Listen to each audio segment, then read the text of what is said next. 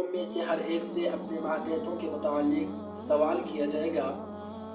حضور اقدس صلی اللہ علیہ وسلم نے اس حدیث مبارکہ میں یہ بات ارشاد فرمائی کہ الا کلکم راع وکلکم مسئول عن رعیتہ، خبردار رہو تم میں سے ہر ایک ذمہ دار ہے اور ہر ایک سے اس کے ماتحت لوگوں کے متعلق اللہ تعالیٰ قیامت والے دن سوال کریں گے۔ اس میں والدین بھی آتے ہیں، اساتذہ کرام بھی آتے ہیں،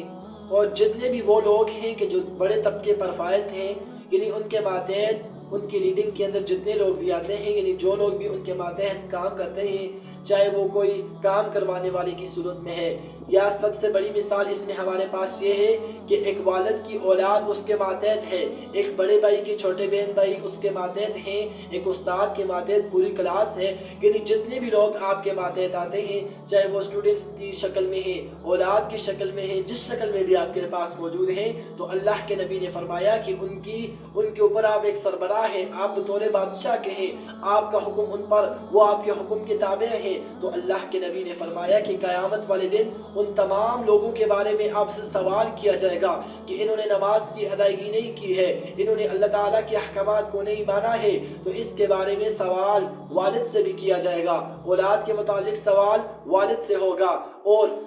شاگردوں کے متعلق سوال استاد سے ہوگا، اسی طرح بادشاہ سے اس کی رعایا کے متعلق سوال ہوگا۔ یعنی کوئی بندہ بھی کسی بھی طبقے کے اوپر ہے، یعنی ان کا وہ نگہبان ہے، تو اللہ تعالیٰ کے نبی نے فرمایا کہ قیامت والے دن ان لوگوں کے حقوق کے بارے میں اس سے سوال کیا جائے گا، اور اس سے پوچھا جائے گا کہ یہ لوگ تمہارے ماتحت تھے تو آیا کہ تم نے ان احکامات کے اوپر ان کو لانے کی کوشش کی کہ جس مقصد کے لیے اللہ رب العالمین نے ان تمام انسانیت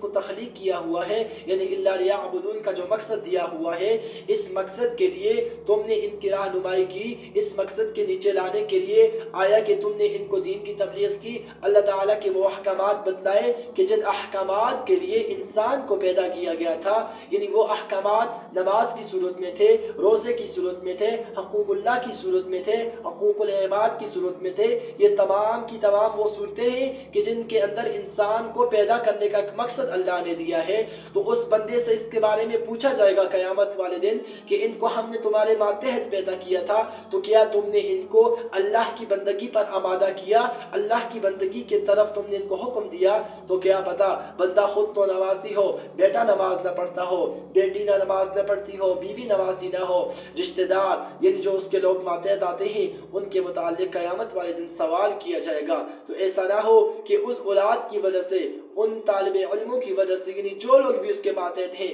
چاہے وہ لوگوں کی صورت میں ہیں، چاہے وہ کابینہ کی صورت میں ہیں، چاہے وہ حکمران ہے، تو اس کے ماتحت جتنی بھی عوام ہے، عوام کی صورت میں ہیں، تو ان تمام لوگوں کے بارے میں قیامت والے دن اس سے سوال کیا جائے گا۔ تو ایسا نہ ہو کہ قیامت والے دن ناکامی کا سبب ہو۔